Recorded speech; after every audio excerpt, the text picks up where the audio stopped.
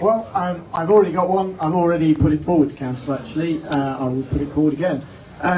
If you look at our social housing, probably the most important thing the City Council does, actually, is provide council houses.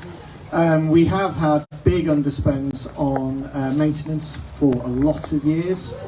And that's something where money does kind of, it's kind of making our housing stock a little bit two-tier.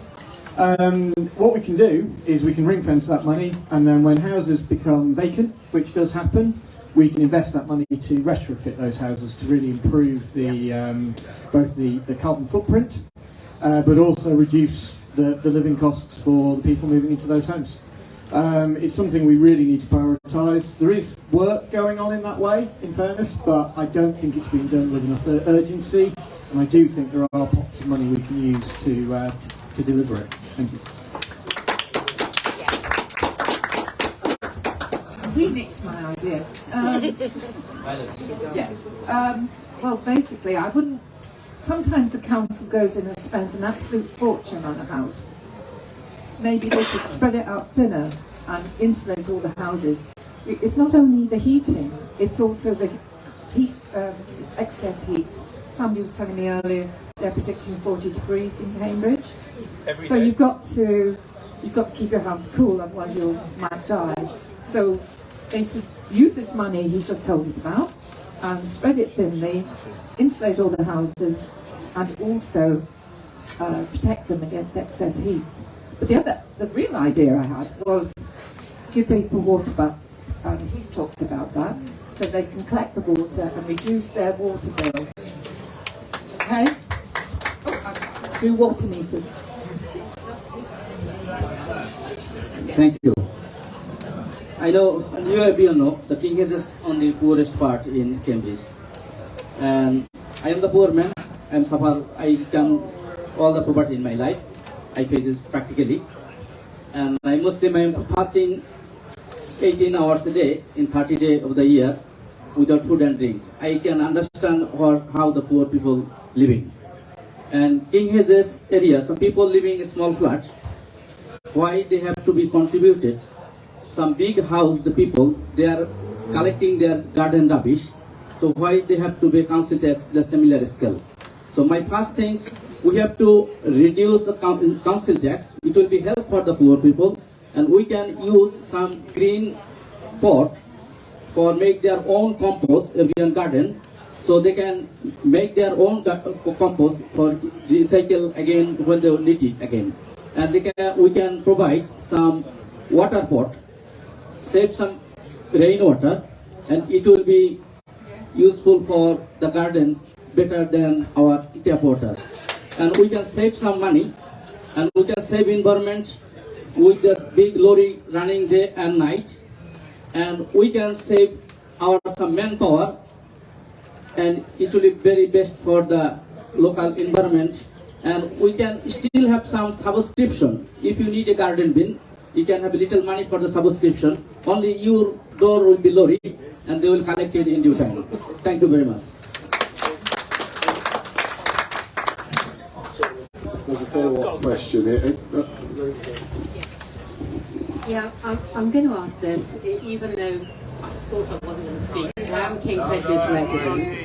I'm a King's Hedges resident, yeah, and I'm really interested in what Jamie and also what Elizabeth said about retrofitting and about saving tenants things. And the reason that it gets me is that in 2021 on the City Council in the Housing Scrutiny Committee they introduced changes to the rents, which actually mean that when they build passive houses, which they're going to do in East Chesterton, and when they retrofit and do things like that, they can charge more rent for the tenants.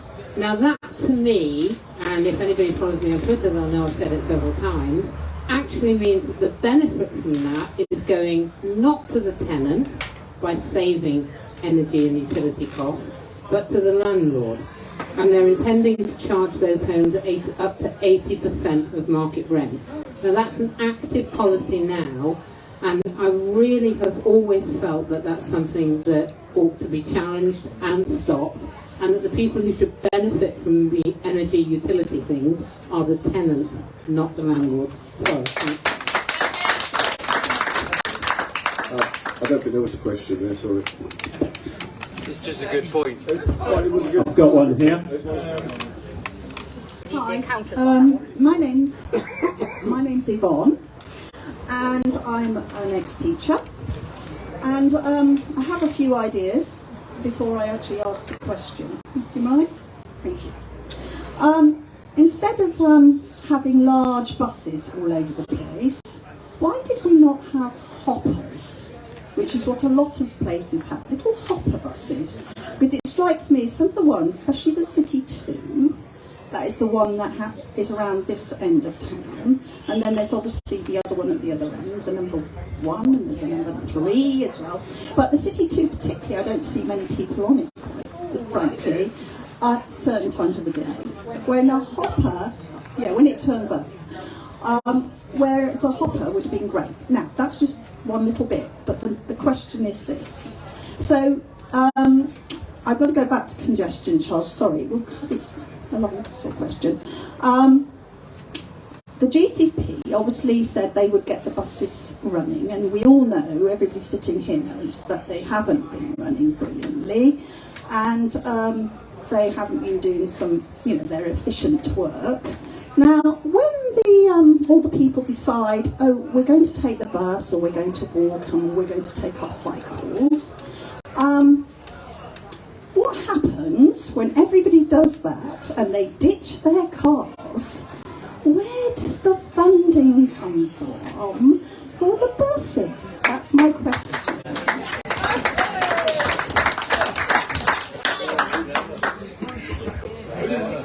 In the business plan. That's what it's all about. Right. I think it's incredibly unlikely that everyone would not be using a car. For some of us, occasionally I get pains in my knees, I can't walk. So if the number 2 is not there again, I think I will be using my car. So whatever they decide to do, is it Thursday? I'll have to probably pay. I've already started thinking about it. Well, there's a congestion charge. I'll probably only use my car the maximum once a week, so it will reduce congestion. Now the 2, they've replaced it with a double-decker, and I look out my kitchen window and it's pretty full most of the time when it comes. But they could have smaller buses. But the 2, when it goes down Mill Road, and I believe we have the Deputy Conservative something or other from Mill Road here, often it gets held up by people delivering things, by cars, congestions, even cyclists. I never cycle down there. So that is one of the problems with the bus service. They did have a hopper when I first came to Cambridge. It went around the city streets, and I don't know why it was stopped. There must be some reason. 1985. One of the reasons why the buses don't turn up is because Stagecoach can't get the drivers, because people can't afford to live in Cambridge.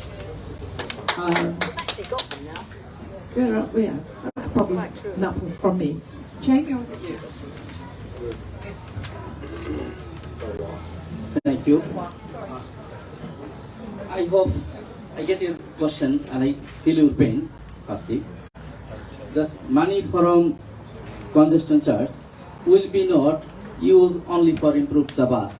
This money will be used for camera, IT, sign, high salary of people, lots of bureaucracy, appeal, and lots of issue come behind it. All the some people have a discount, so we have to use most of the money only this purpose. It will be not benefited any public. That's the first thing. Second thing, before the congestion charge start in this UK, people still have a public facility, bus, train. As that comes from public taxpayer money, we can use the same way, not make a lame excuse. Poor people have to pay, and rich people or industry will be use this benefit. We need to stop the fully stop the congestion charge plan, and we need to think other way. How can we improve our public transport for local residents?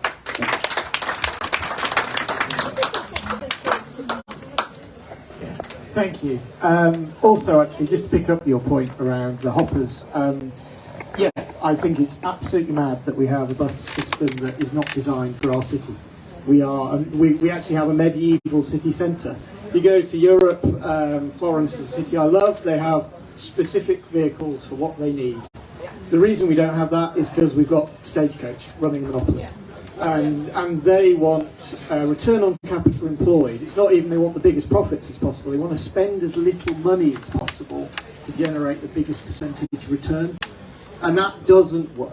It doesn't work for public transport, and that's why public transport has been gradually eroding since it was all privatised in the 1980s. What we need to look at, and I'm glad we're talking about this, is how we improve that. I think we desperately need franchising. That is a power with the mayor. And with that franchising, if it was a locally owned community business, then I would expect to see a much more bespoke approach that actually responds to these things. It may even pay for itself. It just wouldn't generate the profit level that Stagecoach wants, which is why they don't develop it.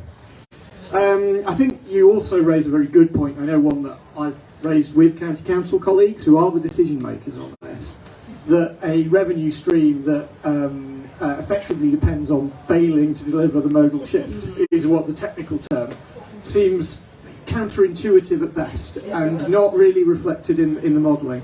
I very much think we need to look at a much wider range of sort of funding, but I am also very committed to trying to deliver that franchise bus service so that we start to enjoy the sort of standards that are very much across Europe and in a few little places in the UK, like Edinburgh, where I came from. Thank you. Thank you. There is actually one thing on buses. There is a DRT, the Ting bus, which is being trialled in parts of Huntingdonshire and places, which is quite popular. It's like an Uber, but a small bus, and you can phone up. But obviously these things take money, they take subsidies, and that's the issue.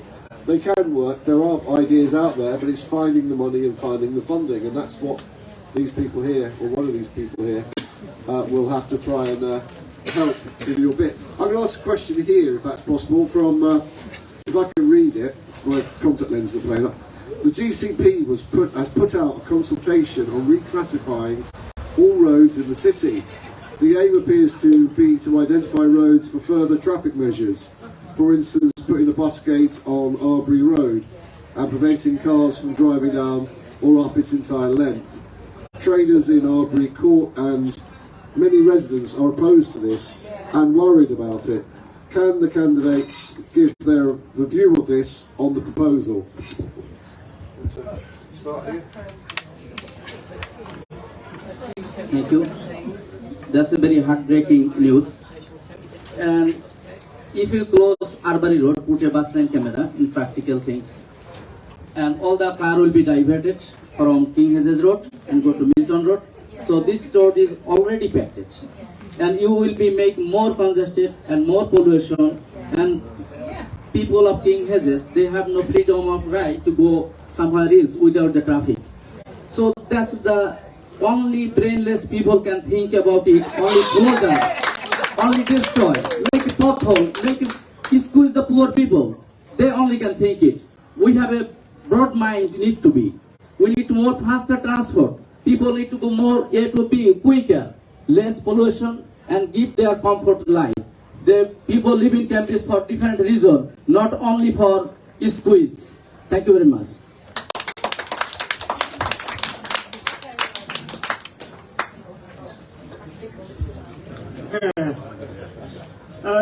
So, interesting question, but I don't think factually correct. So I think the proposal that we're sort of linking sort of different things together is there is what's called the Road Hierarchy Network Review. That's something County Council is doing. It sort of tries to effectively assess what each road is. And I believe under that scheme, and I've done quite a lot of work on Arbury Road over the years, it is an area access road, which actually means that it needs to keep traffic flowing. What it does mean, though, is that they are then going to be looking at different things to try and protect cyclists and improve. Well, so I actually have challenged on this in the parking scheme that was being brought forward.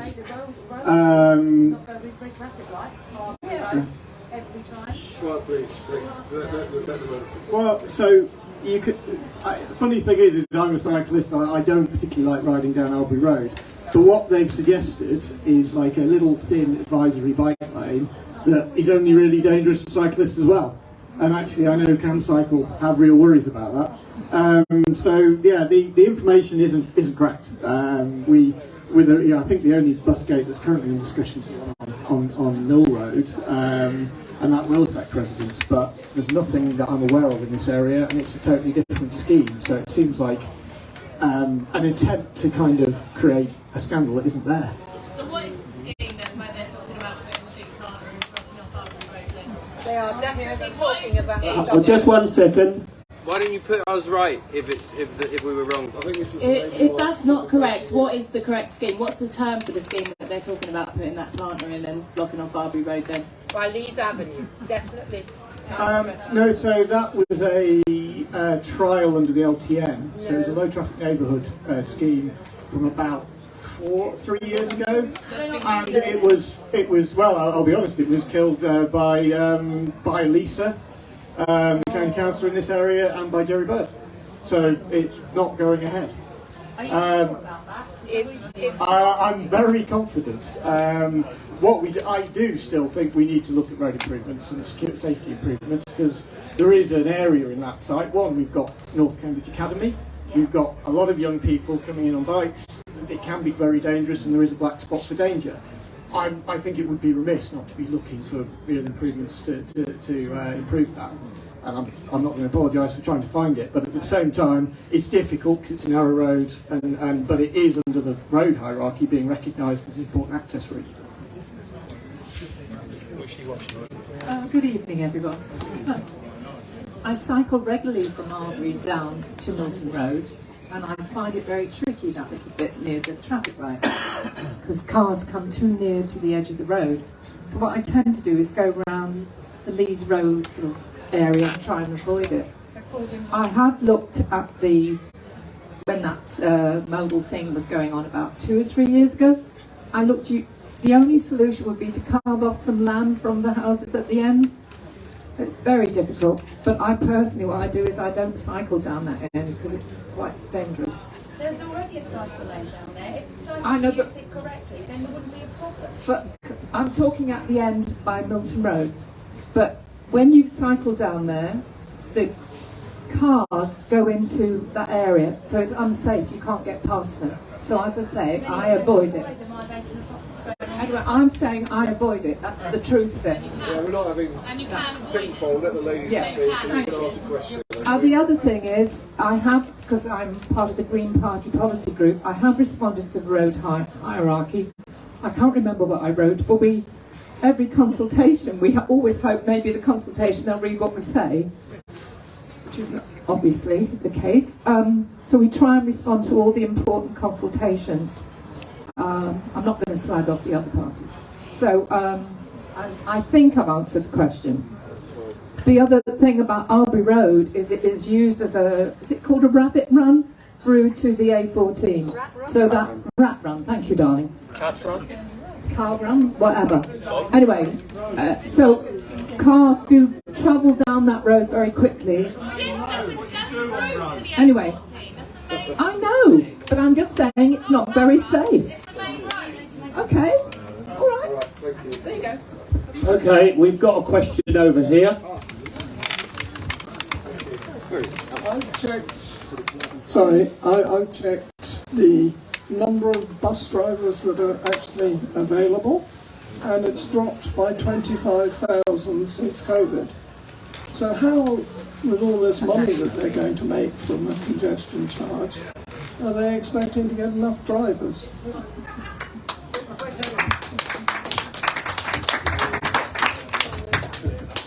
That's a very good question. I don't know if they've got the answer for it because. He's got the answer. I'll tell you what I think. Right, the issue is that people can't afford to live in Cambridge. People who live in South Cambridge or around, the public transport is so bad they can't get in. So a lot of small businesses can't get people to, wait in cafes, to work in shops, to drive buses. They are recruiting lots of bus drivers. I was talking to, on Saturday night, a bus driver who'd only been driving a bus for 2 days. But the Stagecoach is not famous for being very kind to its bus drivers, and I've heard them moaning about the way they're treated. But anyway, I should probably get into that. Thank you. I can tell you what the claim is, and there is some sense to it. I know the drop-in bus drivers is being driven by, in large part actually, and we've seen the same thing impacting bin men, which is HGV drivers are massively well paid again. And we've seen big increases. There's been a reduction in labour access to that because of Brexit and other stuff, and therefore, unsurprisingly, our bus drivers have gone and taken a better salary. The plan that is being proposed by those who are saying this is that the Mayor has a fund for apprenticeships and training, and basically they are saying that they will use that money to train up more HGV drivers. We should do that, definitely. It's a shortage of work, of skilled workforce in the UK right now, and that should be something we prioritise. But at the same time, it's a massive dependency for this scheme, and understandably, people are a bit sceptical that that's all going to be delivered. When you look at all of these kind of dependencies, a lot of people quite rightly think, well, the only thing I'm going to get at the end of this is a £5 charge. We need to, I think, be much more incremental in building out the system to build trust. We need to get the buses franchised, we need to show the recruitment and build the capacity, and we need to be doing that in a way that doesn't immediately hammer communities like King's Hedges. I've got a question over here. Thank you. Yeah, shortage of bus driver in Cambridge. Very nice question, because Cambridge GCP, if you see the salary, chief executive got £185,000 a year, and lot of them they're getting 135,000 plus salary a year. And if a bus driver working hard in a hot and cold air, and they get a minimum salary, less than £25,000, and Cambridge is an expensive place to live, and they cannot afford to live here. So that's the reason for short of bus driver. So we need to value their work. Bus driving is a very big skill and need a very hard job to do. It is not comes in a day, someone can be a bus driver. They need to learn the skill as well. So we need to help the poor people first, need to value everyone's job, whatever they are doing. Thank you very much. We've got one over here, and then I'll take one on my right here. Hi, my name is Phil. The GCP plan is mainly about the future. It's actually a 5-10 year plan looking forward for how things are going to be. Transport will change in the next 10 years. The forms of transport that we use will change in the next 10 years. How do you see that being reflected in the plan that is being presented when it's mainly about buses being the solution, which is a historical kind of form of transport? If you haven't got a view on how things will look in 5 or 10 years' time, what is the point of you putting a plan forward to the city that is meant to work in 5 or 10 years' time, not 20 years ago?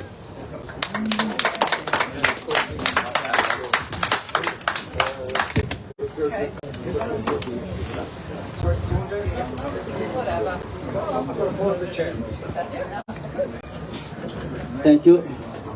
Firstly, the plan should not be go through. That's a big no, because it will be not success. If you think, okay, we start the plan and all the expense will go everywhere, all the big salary, IT and bureaucracy, appeal, everything, we expend all the money there. So it will be, they have to make a U-turn very soon. Before that, Conservative will be only one party. They will win this Cambridge city, and they make a people choice, give a vote, yes or no. We respect democracy because 58% people voted in consultation, they say no congestion charge. They're opposing congestion charge, but democracy is practiced in Cambridge, one of the talented town, or the intelligent town. It's the shame. It is shame for politicians.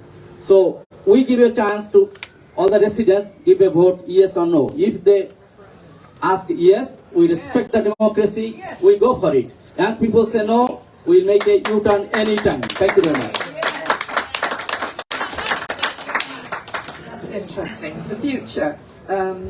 My leader of the Green Party said the STZ proposals looked as they've been written on the back of a fag packet, which I thought was quite funny.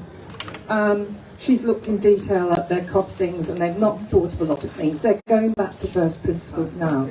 But we still have to do something. The future of transport in Cambridge, well, we've got a problem. We've got that ancient old city, which we can't knock down. They're building and building more science labs, and they're hoping to have life sciences. And Why?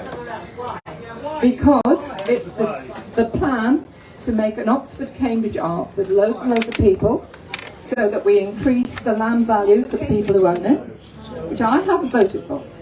And that is driving a lot of the GCP plans. But the other question about transport is we could have a very light rail system, which I think he was waving at us. The underground system didn't work out. We spent millions on looking at that.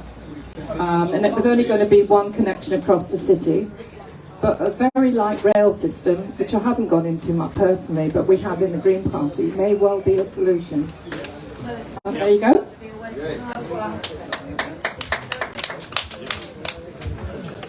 Thank you. I think it's a really fair question. I will be honest, I still think buses will be a big part of transport in 10 years' time. If you look at London, which has a fantastic public transport system, 2/3 of journeys are still on buses. Yeah, but 2/3 of journeys are still on buses in London. At the same time, I'll be, ultimately demanding that we look at broader ranges. Light rail is a fantastic opportunity for Cambridge, but it does need money. And at the moment, give me £2 billion, great, let's go for it.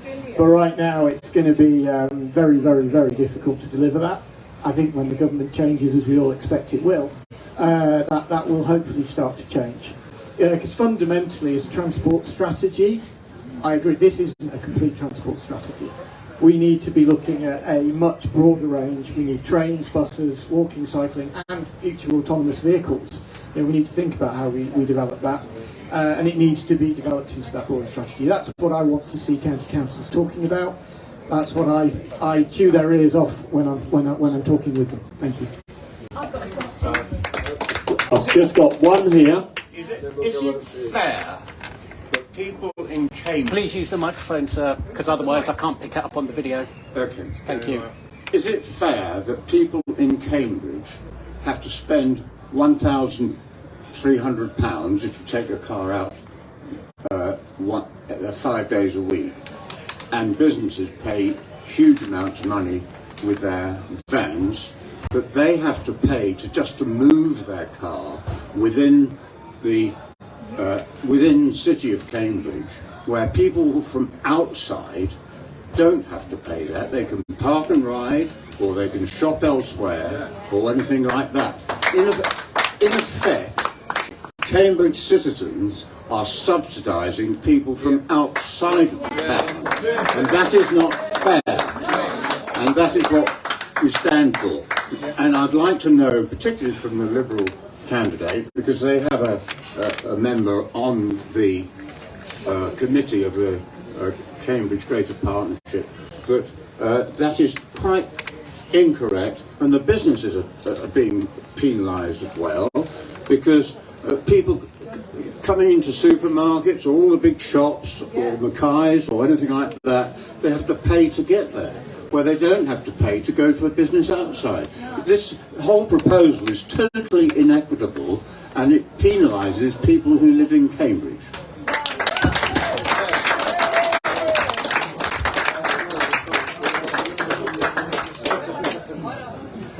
Hello. Fundamentally, I agree. So my wife's a teacher. I mentioned she goes to St Neots every day to teach, but there aren't public transport options for her. For driving 2 minutes up Harbury Road every day against the flow of traffic, that'll be an extra £1,000 out of our pockets every year, and that's hard.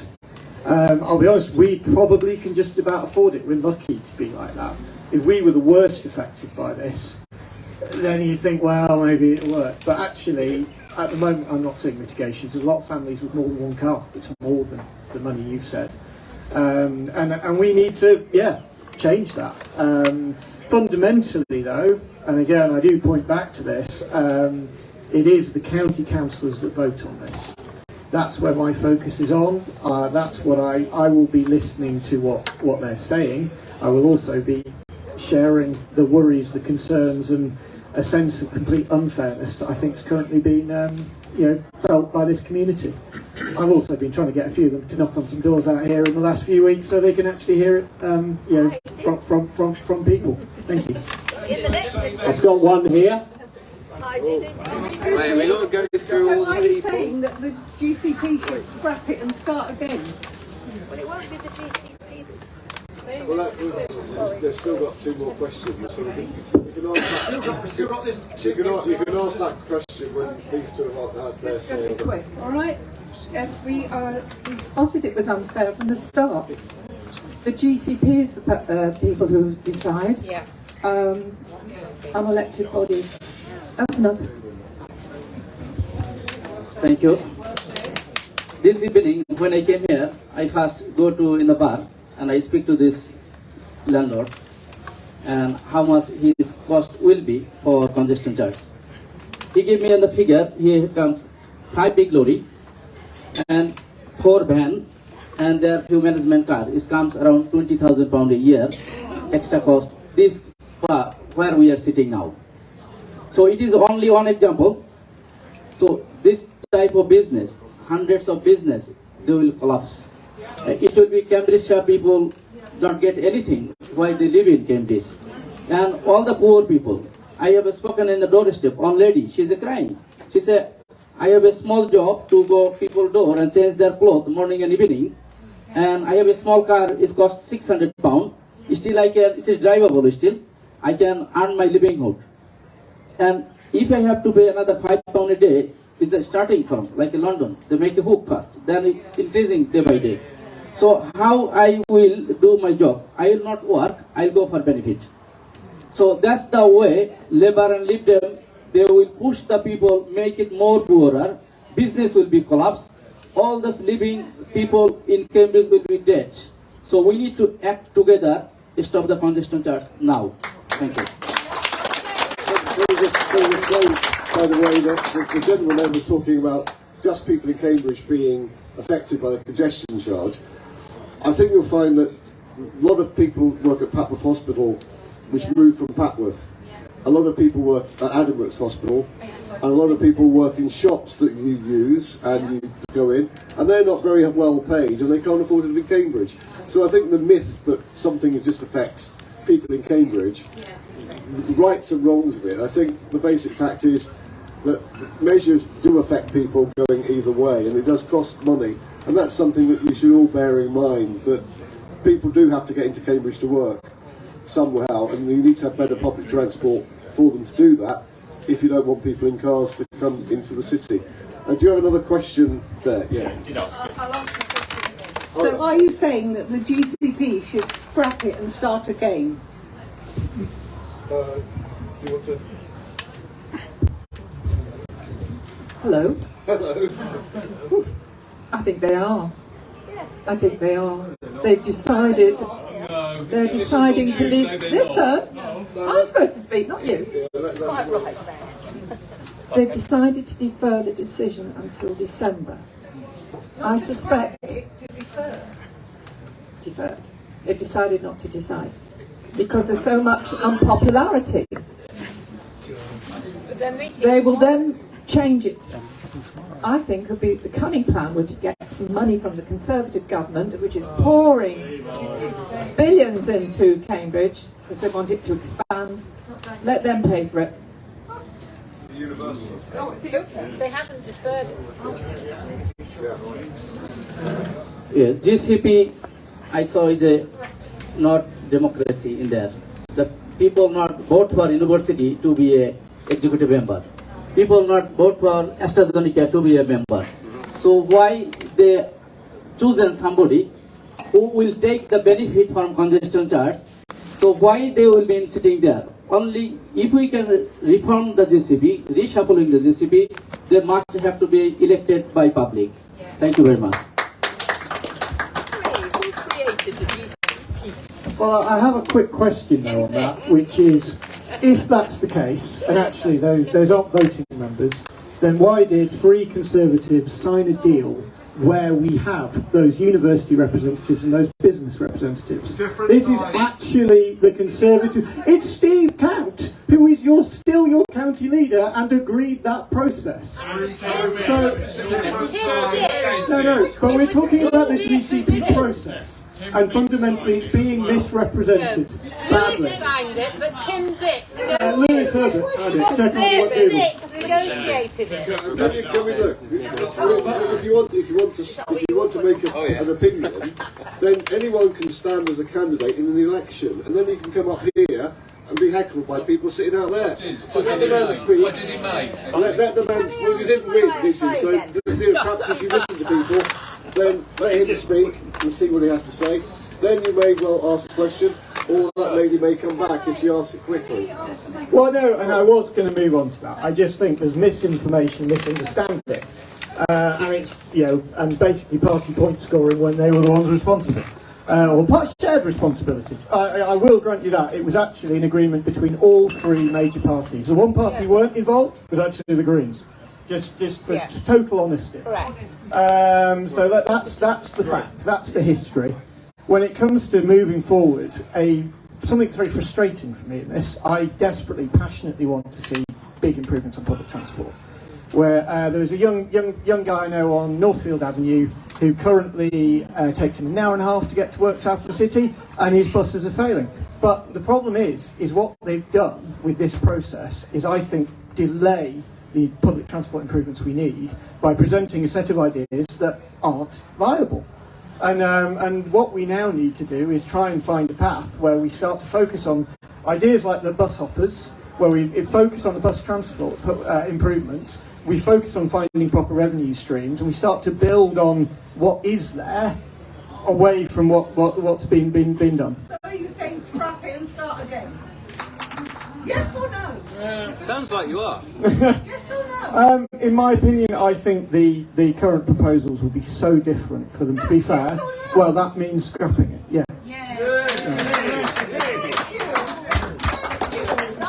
Lady here would like to ask a question. Okay, we have another question. Oh, sorry.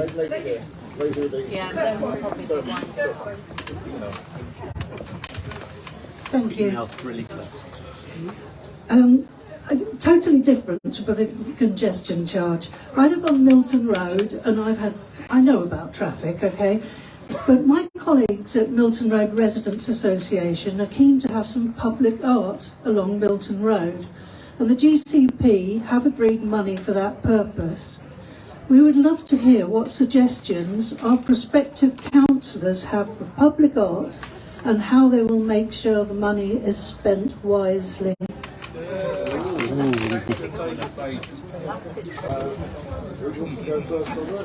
I'd like the Conservative one to go first, please.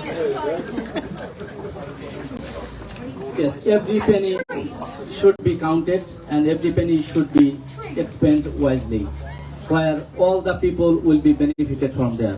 Not only particular one road, one community or one person. So we need to expend money wisely and make this all the King Hedges people, not only Milton Road, Arbury Road, all the small... This is on Milton Road. It's been agreed by the GCP. I want to know what public art you would like to see there. So, if we have public art, what would you like to see? Yeah, have the 3. No, I have no answer for this question. I just know if we need to expend our public funds, we need to expend wisely. to every single person will be benefited. So what would you spend it What on? would you spend it on? What public art would you build? You can say you don't know because you haven't thought about He it. just said No. he didn't know. No, I don't, because I am not still council. I don't know yet. So how your art will be valued? Okay, I have a answer. I think there should be a competition. It should be open to everyone. I don't know that everyone should vote on it. Maybe we could have sort of narrow it down to 5 and people could push a button or vote online or something. I try and do art, I'm not very good at it. I think some statues could be fun. Or maybe these giraffes they're going to put all around the city. Something a bit funny to make us laugh because it's so damn depressing. Anyway, there you go.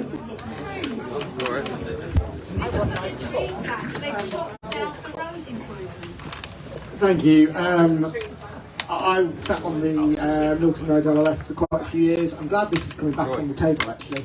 I think the original meetings we discussed about opportunity areas and there were some ideas but then they all seem to have been sort of slightly put to the side. A key site actually which has got lots of opportunity is the entrance to Woodhead Drive. Which is where you've currently got the construction site, but actually I think the residents there who have been suffering through hosting that at Citygate probably deserve a bit of a compensation by really developing that area, and actually there's some great opportunities there. At the same time, to probably expand on Elizabeth's point, I see it as a great opportunity to engage with local schools. I think our young people have had a really tough time of it. We've got some really underfunded things. We're talking about the opportunity for kind of community groups, sports groups, but why can't we be then reaching out to the kids in the schools and looking for their ideas, that what they want to see in their future? Okay, well, we've had quite a successful talk tonight. Something I always like to do at the end of these hustings, and has anybody here come here today, listening to the 3 people that are here, sorry there's not 4, changed their mind who they might vote for? I'm glad my wife hasn't. Okay. Well, can I then say, I'd like to thank very much Nigel Pooley from Black Cat Radio for hosting tonight. So give it a bit of time, he's come a long way through this, and I'll hand over to him to finish with the 3 candidates. Thank you for that, and it's not the first time my name's been said wrong, by the way, so don't worry about it. How do you say it? Poorly. Well, if it would be potential, I'd say Powley. It's actually French, but whatever. I think it's not thrown out, Ah, yeah. It's an interesting crossroads for politics, not just locally but nationally. There's lots of things going on. People are struggling financially. The climate is going to pot. There's debate over public transport, both nationally and locally, and people are struggling, and with higher interest rates, mortgages, things are going to get tighter as time goes on. You have a vote next Tuesday. This area, I think, has traditionally 26 to 30% turnout. That's pretty poor, really. 2/3 of people can't be bothered to vote. And I can understand the apathy, but the problem is you're all very passionate people here. You're very passionate about congestion charge or not having a congestion charge. You're passionate about issues. You're passionate about your area. The thing is, you've got to change things. And to change things, you have to vote. You may not vote for the party that is in power. You may vote for someone else. You may think your vote is wasted. But if you don't vote, there's no point in just complaining about things. You've got to vote. That's how we change things in this country. We change things by democracy. We change things by letting people know that we're unhappy with things. Vote against it or vote for it. That's what we do. And now I think the candidates, I've been to some of these, they've been pretty hectic. I did some with the mayor a couple of years ago, which were fun. Not.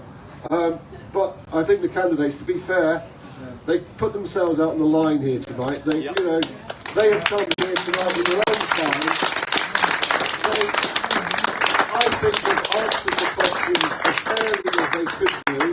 Some of you don't agree with them, but hats off to all the 3 of them for turning out, putting themselves on the line and answering as fairly as they can. You may not have agreed with their answers, but I think you should respect them for actually coming here and actually saying what they believed in.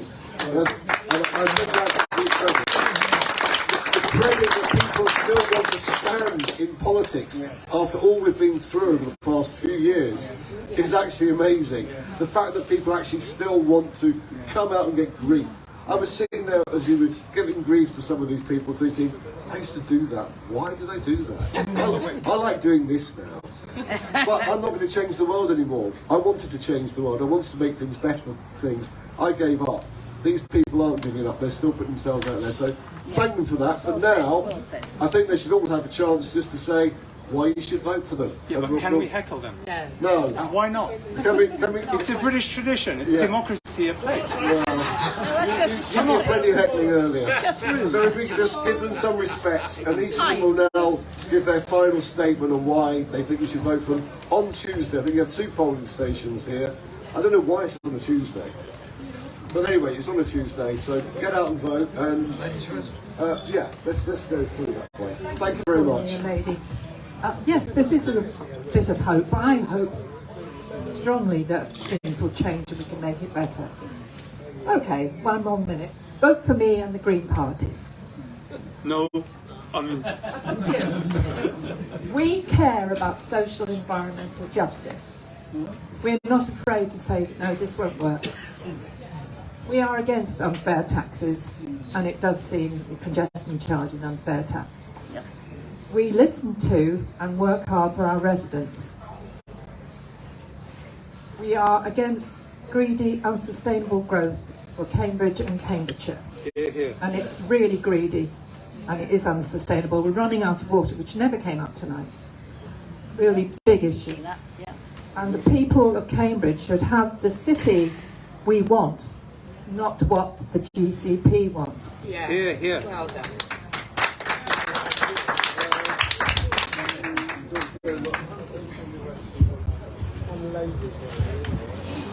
Thank you everyone for coming. Thank you for chairing. As a DL, I know about surnames being mispronounced, but no, it's been good. It's been interesting. A DL? That's my surname. That's his surname. I think it's really important that people listen.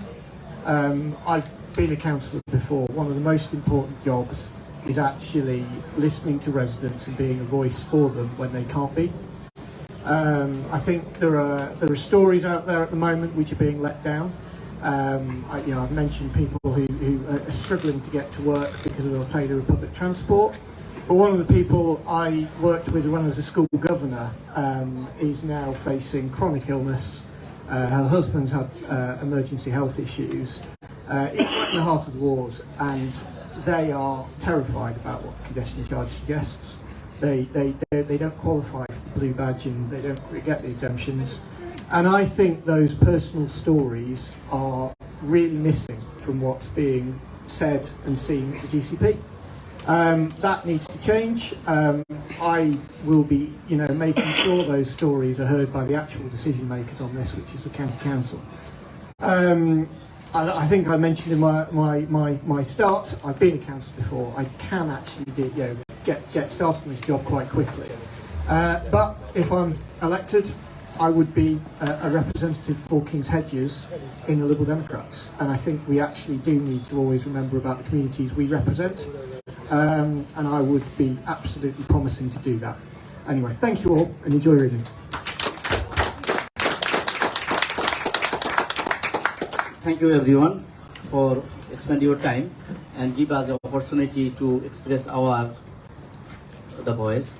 So King Hedges voters have a huge opportunity to send a strong message to the hypocrite policymaker by voting me, because they are the same group, they are doing the same thing. No one in the house saying the true thing, what the presidents are saying. So I have a very good passion. I can go every doorstep. I love to listen all the opposition even, what their view. I want to pass all the message to the council, and I want to make the King Hedges safe place for living, because antisocial behavior is going too high and too fast. and last 20 years Labour Union power in Cambridge, but they have failed to do it. So I am the man who work in day and night.